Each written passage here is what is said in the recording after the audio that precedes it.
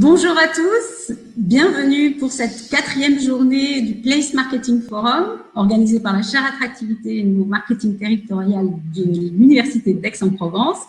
On est ravis de vous accueillir ce matin.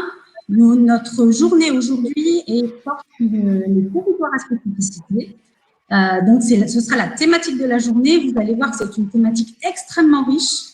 Et dans cette catégorie, en fait, c'est un terme qui peut paraître un peu curieux, en fait, c'est parce que les territoires dont nous allons parler aujourd'hui sont des territoires qui ont des spécificités du point de vue de par exemple, de leur faible densité démographique, de leur faible densité de services, ou des problèmes d'attractivité, disons, qui n'ont pas une attractivité qu'on pourrait caractériser de naturelle, entre guillemets.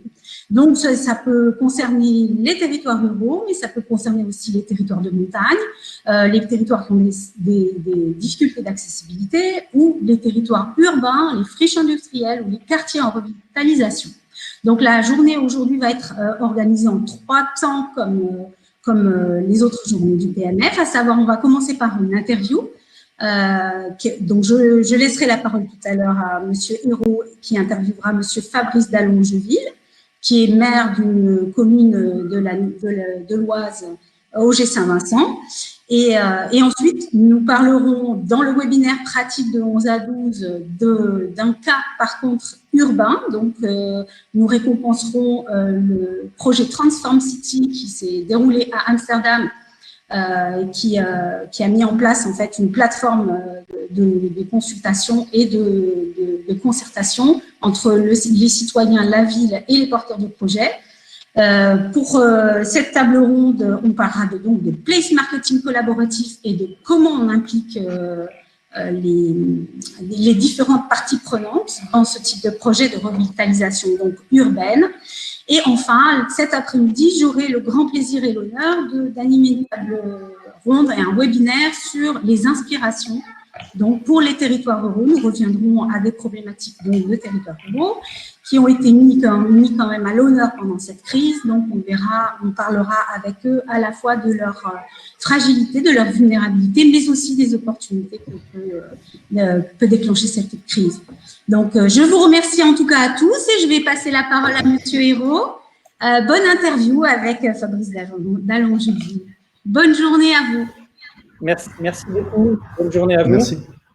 Écoutez, je suis ravi de pouvoir réaliser cet entretien avec Fabrice Dallongeville. Donc, on part à la campagne, dans le sud de Paris, dans l'Oise, à Auger Saint-Vincent. Donc, vous êtes le maire de cette commune. Est-ce que d'abord, vous pouvez nous la décrire, nous planter un peu le décor?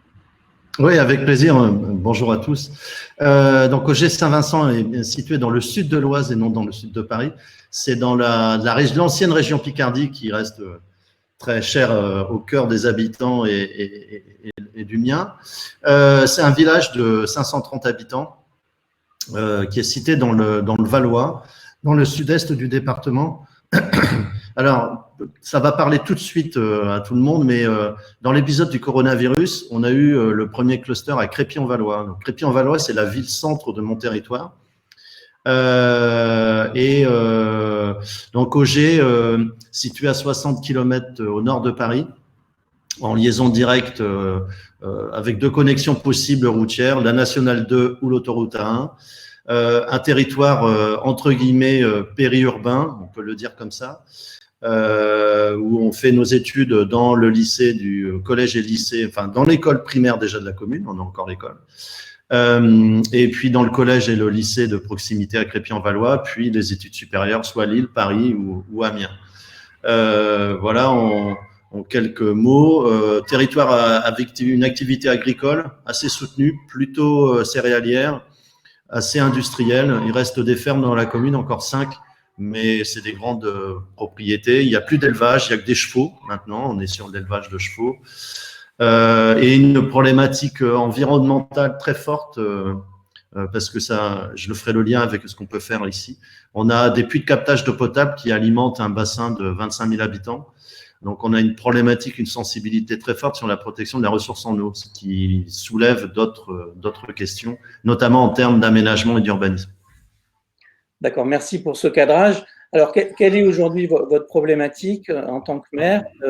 qu'est-ce que vous êtes confronté à quelle problématique? Est-ce que vous voulez attirer les habitants, attirer les entreprises?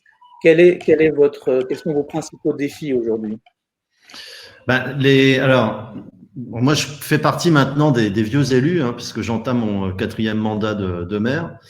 On a un fil conducteur depuis le début de mon engagement, c'est bien vivre dans le village. En fait. C'est avant de se préoccuper de faire venir des gens de l'extérieur, c'est plutôt déjà de travailler sur le bien-être des habitants et leur engagement. Donc ça, c'est vraiment un fil rouge qui a tracé un temps, presque 18 ans d'action.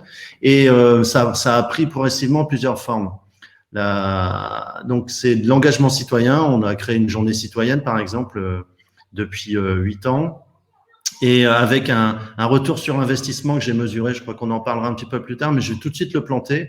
C'est-à-dire qu'on essaye de mesurer, de qualifier les choses qu'on met en place. Donc, une journée citoyenne, sur un mandat, ça a représenté, entre guillemets, un investissement de 300 000 euros. C'est-à-dire que ça nous a évité d'investir 300 000 euros et en même temps de travailler sur l'engagement citoyen, c'est quoi les services publics, c'est quoi l'espace public. Donc, c'est très positif aussi en termes d'action. Donc, c'est maintenir les services publics de proximité, c'est un engagement fort et ça, c'est pareil, c'est un autre fil rouge. C'est un engagement fort au sein de l'Association des maires ruraux de France, donc les maires ruraux de l'Oise que je représente, où on se bat pour maintenir le premier espace public pour les citoyens, c'est la mairie, ça reste la mairie. On peut avoir des réflexions sur le rôle de l'intercommunalité, etc. Mais pour nous, enfin pour moi et pour les maires ruraux en général, une communauté de communes n'est qu'une coopérative de communes. C'est pas une entité, c'est pas une collectivité à part entière. Donc c'est un travail en continu et le curé est parti. Donc bon, en tant que républicain laïque, je m'occupe pas de la vie de la paroisse. Mais c'est aussi une forme de travailler à la paix de son âme, on dit toujours ça, mais finalement, c'est aussi une forme un peu de service public à quitter. Donc, ils sont tous regroupés dans la ville-centre de Crépy-en-Valois, l'église, il y a une messe par mois, etc. C'est assez peu maintenant. Et puis, l'école, qui reste le point pivot, le point central à la fois d'investissement et des actions de la commune, de maintenir une école de qualité dans chaque village, parce qu'on est en regroupement scolaire à 4 communes, on ne veut pas faire un regroupement pédagogique concentré. On veut maintenir dans chacun des villages l'école. Donc voilà, ça dessine un peu les grandes orientations. Après, le fil là sur le mandat précédent et celui qui se déroule, c'est d'accélérer sur entre guillemets on avance l'idée d'un monde d'après, mais en fait, on le construit au jour le jour. Donc, c'est de poursuivre et d'amplifier ce qu'on peut faire sur l'accompagnement de nouvelles pratiques, oui, l'engagement des citoyens, et de regarder, et c'est moi ce qui me préoccupe beaucoup, c'est comment on fait, quoi, en fait. Parce qu'on a tous les idées, on a tous beaucoup réfléchi, mais comment on fait, comment on agit et comment ça peut se traduire concrètement, quoi. C'est ça qui me préoccupe beaucoup. Donc, on va tester Vous avez fait beaucoup de choses, je crois. Donc, pardon ? Une boîte à outils de beaucoup de pratiques intéressantes, participatives. Racontez-nous un peu les tiers-lieux, le tiers-village. Oui. Alors, en fait, c'est très lié un peu à tout ce qu'on a vécu sur ces derniers mois et puis l'épisode du confinement qui est venu vraiment amplifier encore cette idée. Émerge depuis quelques années maintenant en France des tiers-lieux. Oui. C'est beaucoup à l'initiative des citoyens, d'associations, que ça soit en milieu urbain et en milieu rural. Faut toujours avoir à l'esprit que en milieu rural, on a à peu près un tiers des tiers-lieux qui ont été identifiés sur les 1800 qui existent en France. Là, il y en a un important qui se développe pas très loin d'Auger-Saint-Vincent, qui s'appelle l'Ermitage à Autrèche. C'est dans l'Oise. Je vous invite vraiment à regarder ce qu'ils font sur Internet. C'est avec Jean Carinti. Donc, ils ont été identifiés comme une fabrique de territoire. Donc, l'idée, c'est que là, c'est une initiative de privé dans un lieu identifié. La réflexion, c'est de transformer, de faire évoluer un village comme un village tiers-lieu. C'est-à-dire qu'avec plusieurs espaces qui permettent de répondre aux nouvelles attentes des habitants, mais aussi de ceux qui souhaitent venir s'installer à la campagne, les néo-ruraux, de façon à ce que le plugage, hein, vraiment l'association, l'assimilation, le travail ensemble puisse se faire. Donc, on a ça en tête sur la création d'un centre communal d'action citoyenne. C'est un peu le modèle des centres communaux d'action sociale qui ont été créés dans les années 50. C'est d'avoir un véhicule qui permette d'assimiler à peu près tout le monde, c'est-à-dire ceux qui viennent de l'extérieur et qui veulent s'impliquer dans la commune, et ceux qui sont déjà dans la commune et qui ne sont pas forcément au sein du conseil municipal, mais qui veulent s'engager dans la transformation de leur cadre de vie et de leur mode de vie. Donc, on va le tester, ça va servir de véhicule pour engager ce qu'on a déjà mis en place et d'amplifier les choses. Par exemple, une journée citoyenne avec un budget spécifique qu'on est capable de mesurer, que je ne peux pas valoriser budgétairement parce que l'État, là, je posais déjà la question plusieurs fois au service de l'État sur les finances publiques, on ne peut pas valoriser dans un budget les retombées d'une journée citoyenne. Hein. Ce que je vous ai dit, c'est 50 000 € environ par manifestation. Donc, on n'arrive pas à le valoriser. On va ouvrir cet été un café citoyen avec un gîte touristique. Le café citoyen et le gîte touristique seront gérés dans le cadre de ce centre communal d'action citoyenne. C'est-à-dire c'est une gestion qui sera à la fois publique, mais aussi privée. Dans un même conseil d'administration, vous aurez à la fois des élus, mais des gens de la société civile. Et aussi des personnes qualifiées qui viendront de l'extérieur. On pourra accepter des dons, des legs. Il y aura un budget municipal dédié qui sera fléché sur cette action-là, ce qui va permettre de travailler sur une meilleure transparence et de faire la promotion de ce type d'action. Permettre aussi à d'autres collègues qui sont un peu éloignés des problématiques locales parce qu'on baigne dedans. Donc, en fait, c'est toujours plus facile quand on est en plein dedans de mettre en place ce type de dispositif, quoique ça reste toujours compliqué de passer à l'action. Mais pour les collègues en début de mandat, là, parce que là, il faut s'inscrire dans ce début de mandat sur les 6 prochaines années, de se dire comment je fais. Moi, ça m'intéresse un peu ce qui se passe, ça m'a fait réfléchir, mais comment je peux mettre en place des choses dans un village qui n'a pas forcément trop de moyens, mais qui a beaucoup de richesses avec les habitants qui sont prêts à donner beaucoup de leur temps et de leur énergie. Donc, ça va servir un peu de laboratoire pour pouvoir accentuer la mise en place des actions. Un autre sujet sur, par exemple, ce qu'est un tiers-lieu, c'est on parle beaucoup de coworking. On parle beaucoup d'espaces où on peut permettre à des gens de venir travailler dans un lieu. Parce que chez eux, là, ça a été clairement expérimenté dans des situations, un cas particulier, parce que les enfants étaient à la maison. Donc, normalement, quand on télétravaille, les enfants sont à l'école. Donc, il faut faire attention un peu aux attaques qu'on a pu un peu entendre sur le télétravail en disant c'est difficile, on n'y arrive pas. C'est parce qu'il y a une situation qui est particulière. Mais avec les maires ruraux de France, on a pris une initiative qui s'appelle Ruraconnect. Oui. Ça permet de mettre tous les mètres carrés disponibles d'une mairie. C'est-à-dire la salle là où je suis, c'est la salle du conseil municipal. C'est une salle qui est très peu occupée, hein, parce qu'on fait un conseil tous les 2 mois, on peut faire des commissions en journée, de temps en temps. J'ai un autre bureau juste à côté. Ruraconnect, c'est une plateforme qui est en ligne et qui permet à tout à chacun, n'importe qui, de pouvoir louer l'espace pour venir télétravailler. Il y a tout à disposition. Il y a le café, bon, bien sûr, on s'est quand même accueilli, un café, des boissons fraîches. Vous avez un vidéoprojecteur, vous avez une salle de réunion qui peut accueillir 20 personnes. Donc, finalement, on a beaucoup de possibilités, mais la digitalisation, en fait, de cette offre n'a pas été faite encore. Elle démarre seulement, ce qui est un point de différence qu'on peut ressentir entre des territoires comme les nôtres, des villages, et ce qu'on peut voir en milieu urbain où, en fait, il y a plus de monde, donc il y a plus de personnes qui potentiellement peuvent prendre ce type d'initiative. Donc là, Ruraconnect, ça vient répondre de façon très concrète à des problématiques de télétravail ou de travail à distance. Et ça, c'est un des points qui est intéressant par rapport à ce qui s'est passé pendant le Covid et tout le débat du télétravail. Là, ce qu'on va pousser sur le début de ce mandat, c'est encourager les collègues maires de mettre à disposition ces espaces. Et juste sur ce point, je vous renverrai sur un échange qu'on a eu, nous, sur les problématiques de tiers-lieux au niveau national. Il y a des réflexions, par exemple, de l'éducation nationale pour enfin faciliter l'ouverture et l'accès aux écoles. Parce que beaucoup d'écoles maintenant commencent à être bien équipées en digital, avec des écrans, etc. Mais toutes les 7 semaines, pendant 15 jours, c'est arrêté, quoi. C'est-à-dire, les bâtiments sont vides, c'est vide pendant les grandes vacances. Donc, Là encore, on pourrait trouver des espaces pour faciliter des temps de formation qui est un peu plus ouvert, qu'on puisse utiliser ce type d'outils. Autre initiative, là, c'est par rapport à la problématique du commerce. On va nous ouvrir un café citoyen. Le dernier café qui a fermé dans ma commune, à Auger-Saint-Vincent, c'est il y a 25 ans. Ça s'appelait Chez Yvette. C'était sur la place. Donc, faut voir le temps. Il faut du temps long, en fait, dans toute la mise en place de ces nouvelles pratiques et de les traduire de la façon la plus pertinente. Donc, le café citoyen va ouvrir dans le courant de l'été.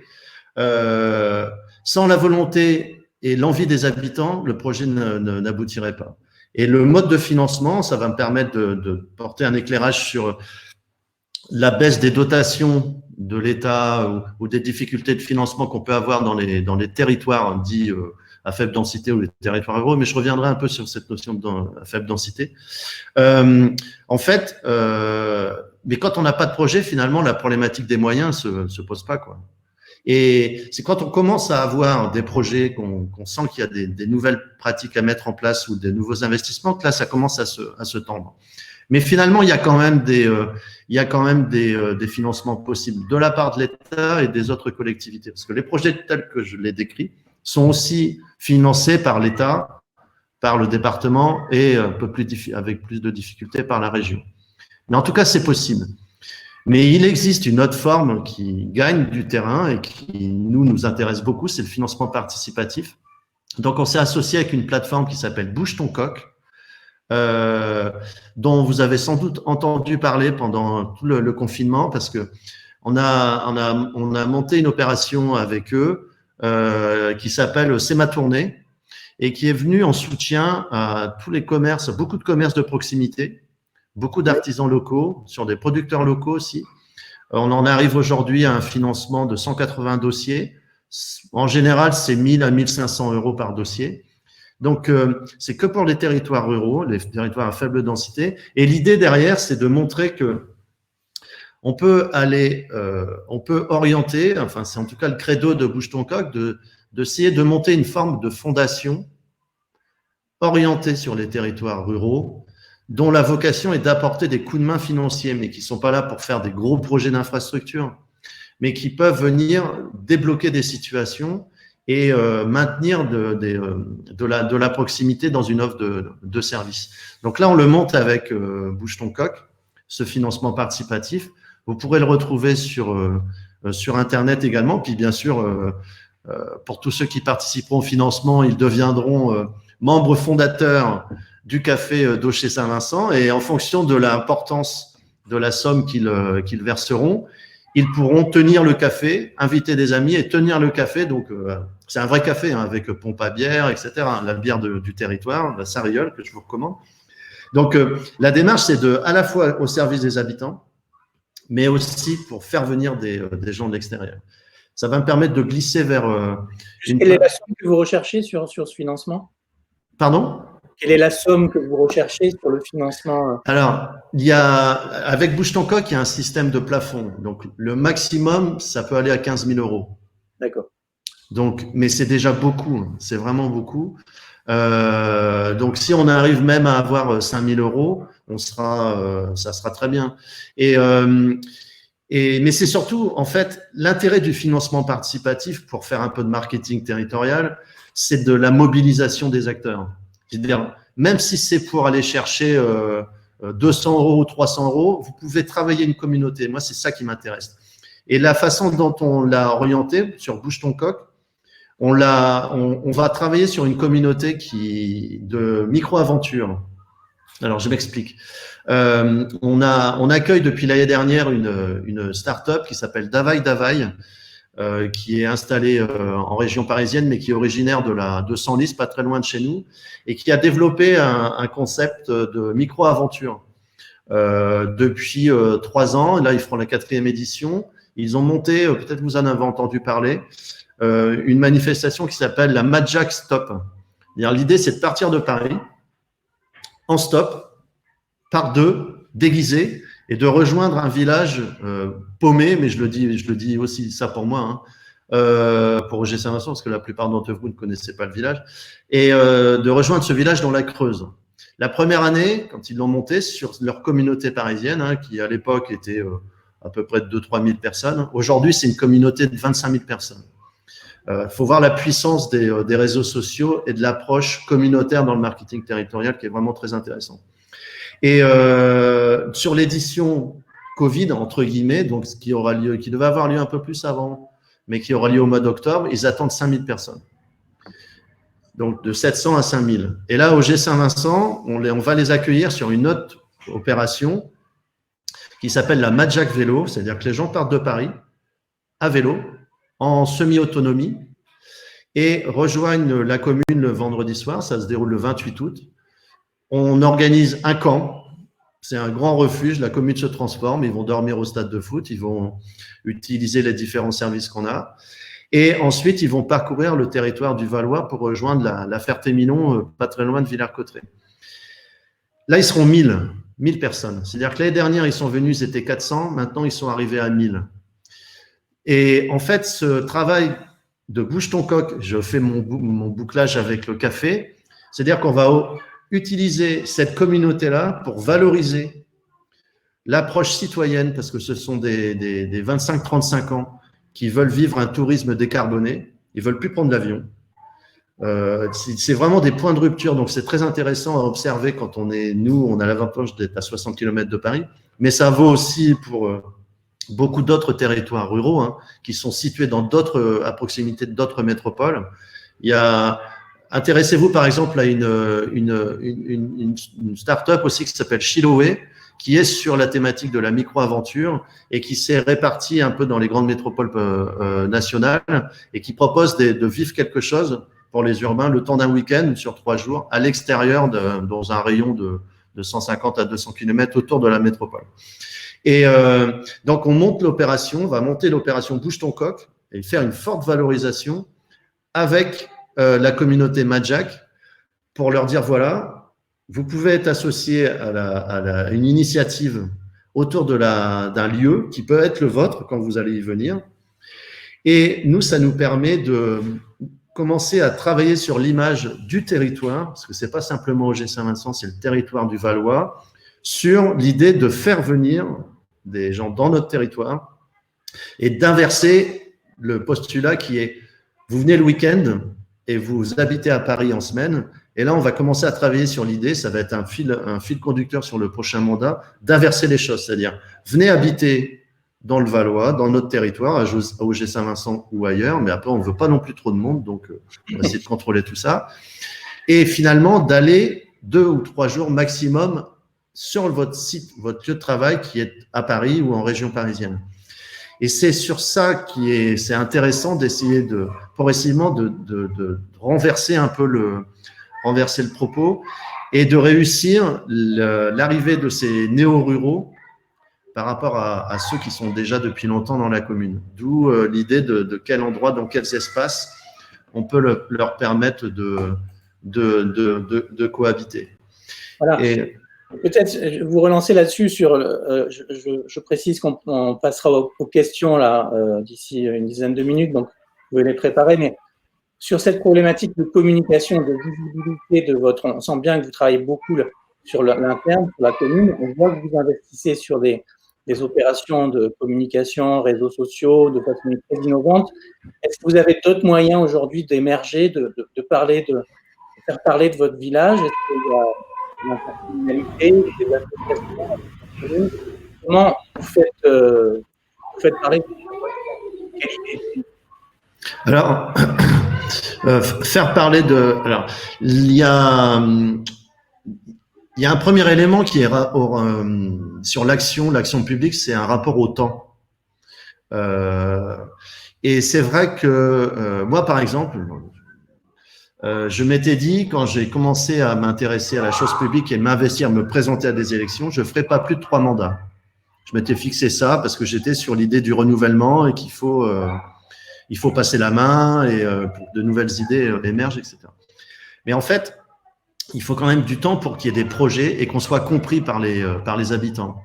où est-ce qu'on va et dans quelle direction, et surtout de pas forcément tout le temps leur expliquer les choses, mais qu'ils puissent l'éprouver par eux-mêmes, et qu'une fois qu'on a éprouvé les choses, on peut en sortir un élément pour essayer de dézoomer puis théoriser un petit peu plus les choses. Parce que les gens sont très pragmatiques et ils sont pas cons, quoi. Donc, ils éprouvent. Si ça fonctionne, ils sont prêts à prendre un peu de distance en se disant, mais c'est bien ce qu'on fait quand même, parce que ça a du sens. C'est quoi un village tiers-lieu? On peut commencer à parler de notions un peu plus théoriques. Et ça, c'est un premier point de discussion. Aujourd'hui, quand les gens parlent de leur village, de Auger, ils en parlent parce qu'on leur en a parlé à l'extérieur. Donc, le bouche à oreille et le fonctionnement dans le territoire commence à bien fonctionner. Après, au sein de l'intercommunalité, moi, je suis en charge du tourisme et de l'attractivité. Progressivement, j'essaye de convaincre mes collègues que le tourisme, dans un territoire comme le nôtre, c'est un formidable levier d'attractivité. Mais pour des territoires qui sont en distance, historiquement, qui sont en distance par rapport au tourisme, qui n'avaient qu'une approche, par exemple, qu'à travers le patrimoine, qui n'avaient pas forcément développé des actions fortes, ça va mettre du temps sur des élus qui sont en distance, parce que dans le Pays de Valois, là où je suis, sur 62 communes, il n'y avait qu'une commune touristique. C'est Ermenonville, avec la mer de Sable qui est un peu identifiée. Mais tout le reste des communes, bon, finalement, le tourisme, ce n'était pas forcément une première préoccupation. Donc là, ça commence à évoluer. Et ça, c'est le cas dans beaucoup de territoires à faible densité. Et ça vient non pas parce que l'État a pris conscience que le tourisme était un enjeu. Ça, tant qu'il n'y aura pas de ministre du tourisme, de toute façon, en France, on comprendra que le tourisme, que l'attractivité résidentielle, c'est pas fortement une préoccupation. Mais parce que Airbnb, aujourd'hui, est présent dans 28 000 communes. 28 000 communes.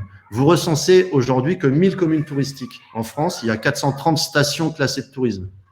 Donc finalement, l'innovation touristique est en train de booster et de renforcer et de commencer à être un bon outil pour nous, et les élus qui sont en charge du tourisme, de dire, attendez, vous vous rendez pas compte du potentiel qu'il y a dans le territoire, parce que sur des problématiques d'hébergement, sur les 62 communes de mon territoire, on va être déjà à peu près une trentaine de communes dans lesquelles Airbnb est installé.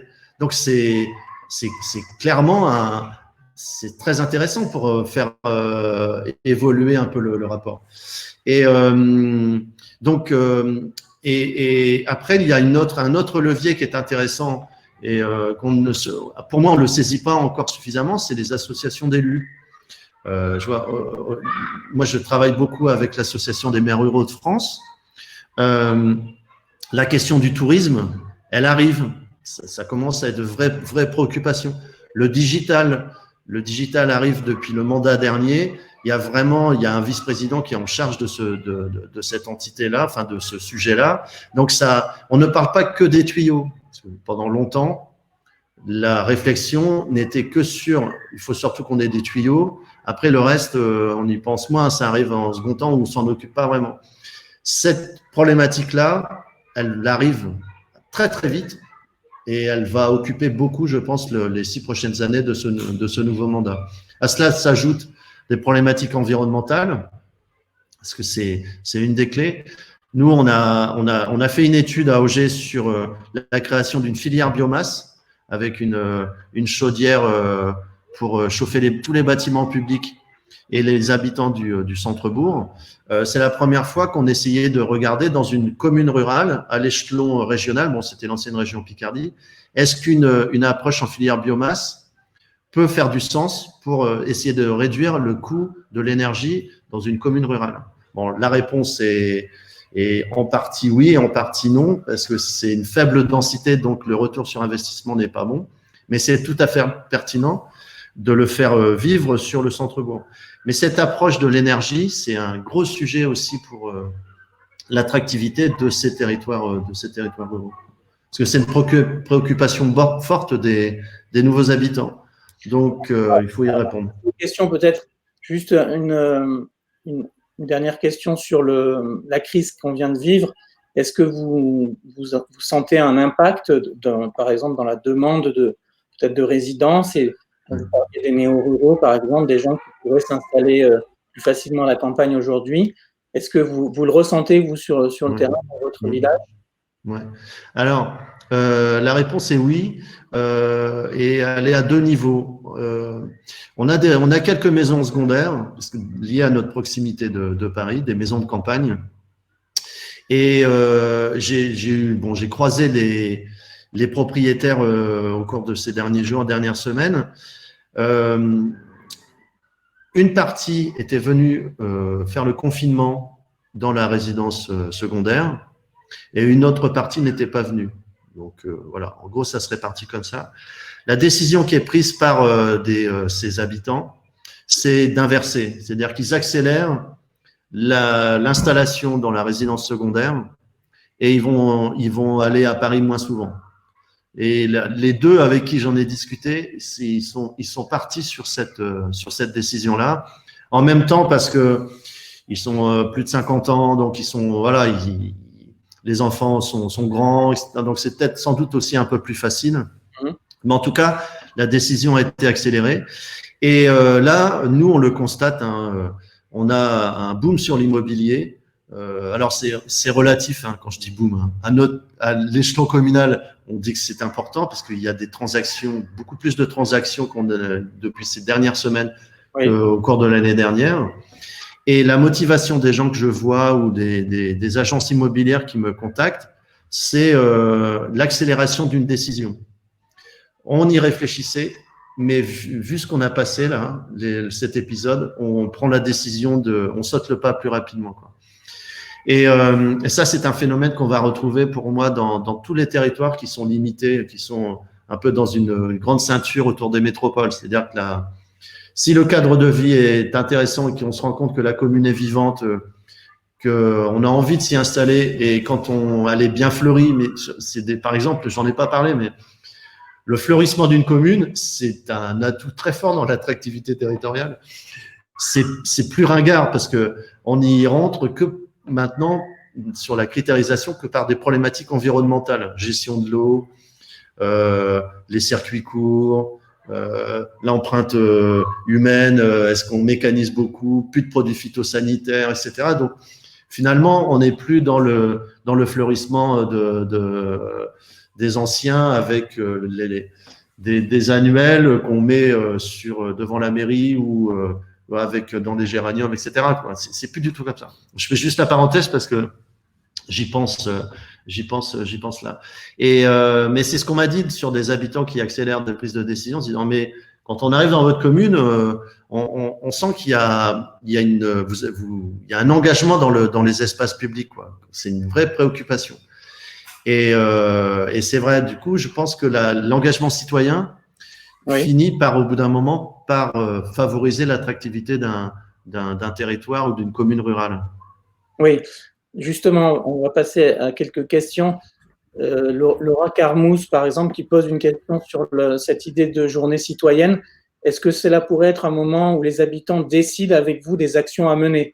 Est-ce que vous pouvez aller un peu plus loin sur cette journée citoyenne?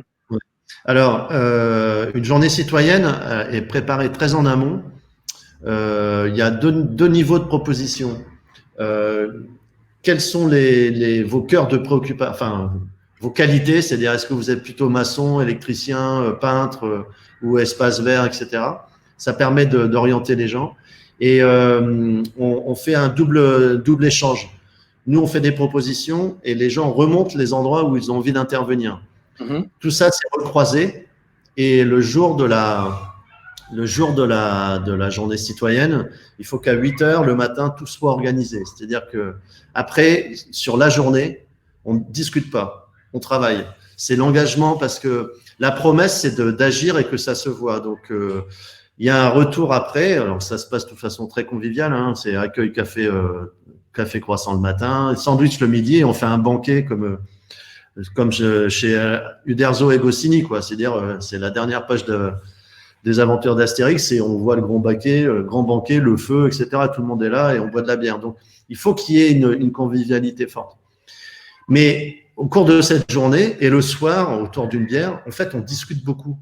C'est-à-dire tout ce qui a été réalisé on le revisite, on dit, oh, on a fait ça, mais alors qu'est-ce que vous voulez faire? On va aménager la place dans telle orientation, on va planter ça, on envisage d'aménager tel bâtiment, etc. Ça peut aller loin quand même, parce que nous, par exemple, on a construit un bâtiment, il est en photo sur le site, de 150 mètres carrés, qui est situé sur la place, c'est en pierre de taille, c'est le bâtiment du comité des fêtes avec un bar permanent dessus. Ça a été fait par les habitants. C'est un coût de 70 000 euros. Si je l'avais fait construire, c'était 2,5 fois plus, quoi. Donc, et la commune n'a pas les moyens de ça, mais elle a des ressources. Donc, c'est vrai qu'on ne peut pas imaginer toute une organisation territoriale fondée uniquement sur l'engagement. Ça paraît difficile, mais il y a vraiment, c'est un axe qui est intéressant pour rendre attractif et rendre fiers les habitants d'une commune, quoi. Et à partir du moment où vous êtes sur cette dimension de fierté et d'engagement, ça fait un travail de boule de neige par rapport à la communication. Vous m'interrogez là-dessus. C'est important après que ça puisse se savoir et le faire savoir fonctionne bien. Et je suppose qu'il y a des idées qui remontent après en conseil municipal, issues de ces journées. Il y a des idées qui remontent. Par exemple, on a on a fait l'opération. Quand il y a eu la crise des Gilets jaunes, on a lancé une opération mairie ouverte avec l'association des maires ruraux. On a monté des cahiers de doléances. Et il y a pas mal de choses qui étaient dont on avait déjà parlé pendant ces journées citoyennes et qui se sont un peu plus matérialisées au cours de l'écriture de ces cahiers de doléances. Donc oui, il y a des idées qui remontent, mais il faut accepter. Alors des fois ça marche. Là cette année, on a fait un bon test parce que normalement la journée citoyenne se déroule fin avril. Oui. Donc avec le confinement, on n'a pas pu la réaliser. Mais bon, vous le répéterez pas, hein. On en a fait une quand même, mais parce que les habitants l'ont demandé. Donc j'ai dit ok, je veux bien qu'on fasse une journée citoyenne, mais c'est la journée citoyenne du confinement, c'est-à-dire que les gens ne sortaient que devant chez eux. D'accord. Ils ont travaillé sur leur environnement en face de chez eux. Et on a fait un apéro virtuel le soir, quoi. Mais on sent maintenant que c'est devenu un temps important dans la commune, au même titre qu'une fête communale, etc. C'est vraiment l'endroit et qui continue de vivre par la suite, hein. Moi, j'encourage vraiment, que ça soit dans les quartiers de ville ou dans les villages, c'est le même principe, hein. C'est le même principe. Et Olivier demande, est-ce que du coup l'intercommunalité est la bonne échelle en fait, puisque là une journée citoyenne c'est vraiment local. À quoi sert l'intercommunalité dans vos actions, dans votre dispositif? Alors, sur la journée citoyenne, l'intercommunalité me sert à rien parce que on passe par exemple, pour le prêt de matériel, on a des entreprises du bâtiment qui nous confient du matériel gratuitement au titre de leur engagement social environnemental. Donc, ils font de la valorisation sur ça. Par exemple, il y a une entreprise de paysagistes de la région parisienne qui nous met à disposition camions et des petites pelleteuses quand on en a besoin. J'ai une entreprise qui s'appelle Loc Nacelle qui nous a mis à disposition une journée avec un chauffeur, une grue pour qu'on puisse traiter la couverture et le clocher de l'église. Et tout ça, je le valorise. Donc, on n'est pas forcément sur l'intercommunalité qui peut avoir un peu de matériel. Après, ça dépend des intercommunalités. C'est pour ça que c'est difficile de répondre à cette question. En tout cas, celle où je suis m'apporte pas d'éléments particuliers sur cette journée citoyenne. En revanche, j'ai lancé l'idée sur le mandat précédent, donc j'espère que sur le prochain mandat, on va le sortir. Moi, j'aimerais bien monter une journée citoyenne au niveau intercommunal sur un équipement qui est un délaissé ferroviaire qu'on a aménagé en voie verte de 21 km et sur lequel il y a des ouvrages ferroviaires qui sont remarquables.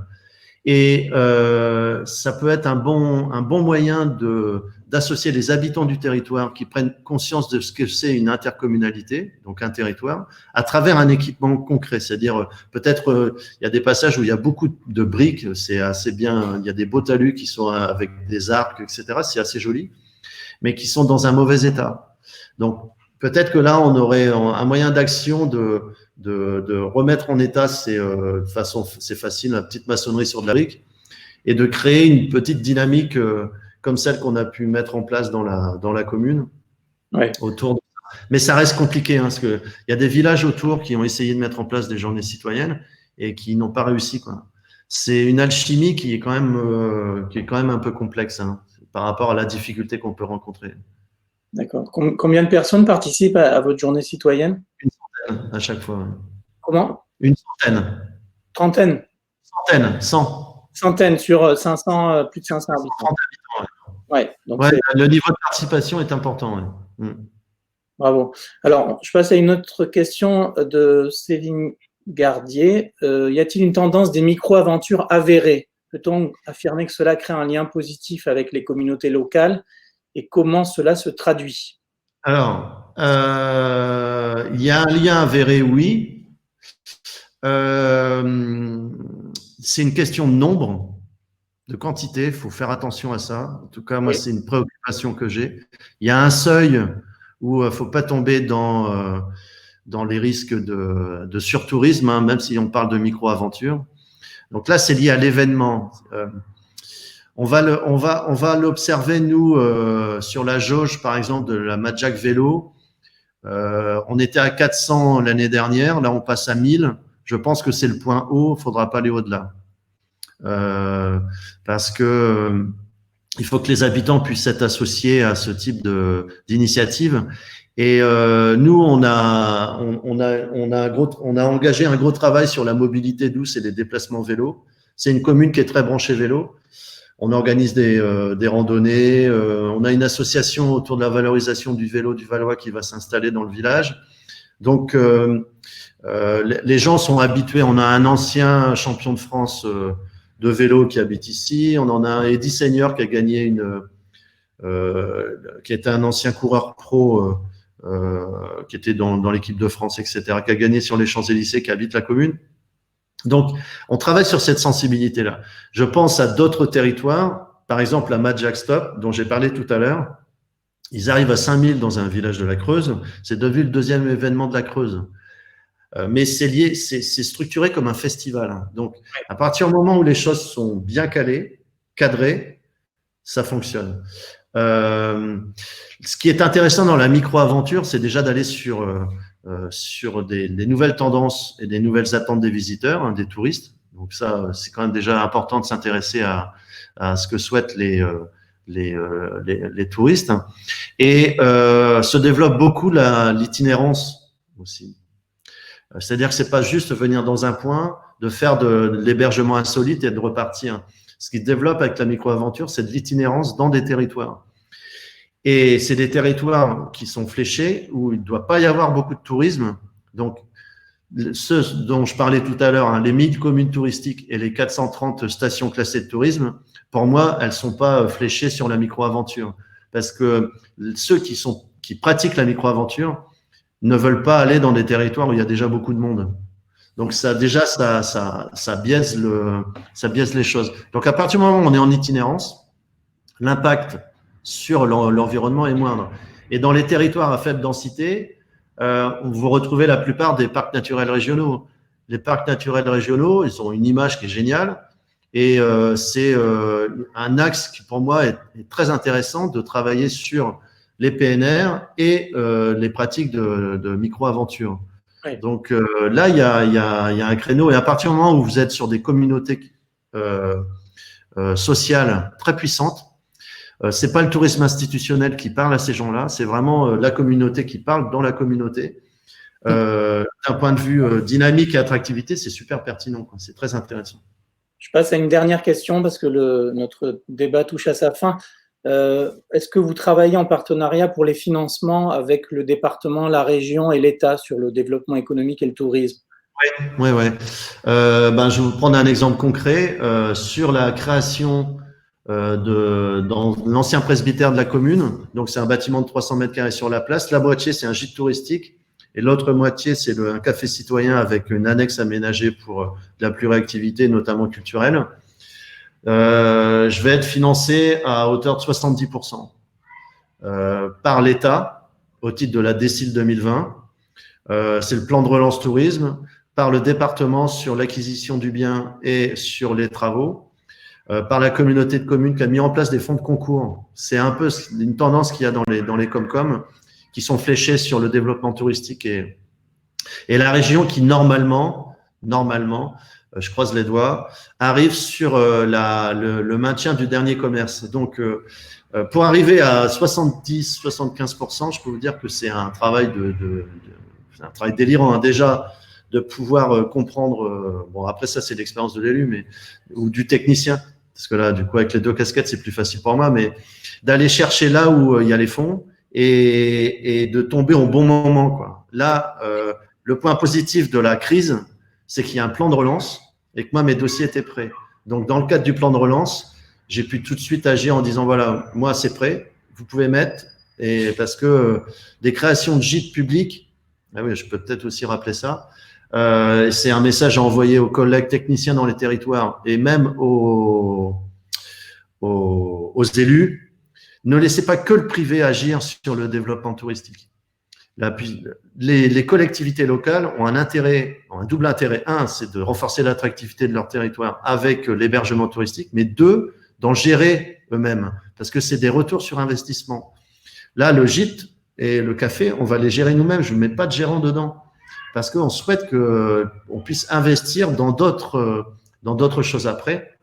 Donc, du coup, c'est de ne pas laisser simplement ce secteur-là aux mains des acteurs privés, quoi. Ça me paraît important. Fabrice C'est Dallonge, leur rôle. C'est état stratège, parler de commune stratège aussi. Oui, on sent bien que vous maîtrisez tous ces sujets. J'ai omis le fait de dire que vous êtes aussi consultant en marketing territorial, donc non seulement mais aussi très passionné par ces questions. Un mot de conclusion peut-être sur les retombées de toute cette politique que vous menez en termes peut-être de nombre d'habitants. Est-ce que ça se concrétise par une progression de nombre d'habitants dans votre commune? Oui, la commune est passée de 440 habitants à 530 habitants en 18 ans. Donc, on est en train d'écrire un plan local d'urbanisme. On est sur cette tendance-là pour les 15 prochaines années. Mais on ne souhaite pas aller beaucoup plus loin. Et on va grandir on ne souhaite pas créer, par exemple, parce que c'est assez facile dans notre territoire, vu la proximité de Paris, de faire des lotissements et de ce que j'appelle des HLM horizontaux, quoi. C'est-à-dire, c'est des blocs sur des petits terrains qui sont les uns à côté des autres. Là, on va travailler sur un écoquartier dans un hameau avec l'idée d'avoir un pôle gare rural, parce qu'on a une gare qui est située à 3 km de chez nous, qui n'est pas la ville-centre de Crépy-en-Valois, mais qui est un village qui a encore une gare. Donc, on va travailler avec la commune d'à côté pour avancer et réfléchir sur la notion d'un pôle gare rural. On parle beaucoup de pôle gare urbain, mais assez peu de pôle gare rural. Donc, on va travailler là-dessus. Et non, moi, ce que je mesure beaucoup, c'est le sourire des gens, leur implication, et leur fierté. C'est ça qui est on a un petit indicateur du bien-être du village là. Pour le moment, c'est top, quoi. Donc, ça donne envie de poursuivre l'action et d'engager encore tout ça pour que quand je serai à la retraite, je serai content de passer la main aux collègues, quoi. Bravo pour tout ça. Il y a beaucoup de sujets. On viendra vous voir du coup pour mesurer sur place cet indicateur. Oui, avec plaisir. Un PMF à Auger-Saint-Vincent sur le stade de foot. Je vais faire cette proposition-là. On va trop rigoler. Ouais. Parfait. Merci, bonne journée et à bientôt. À bientôt. Au revoir à tous. Merci pour votre participation.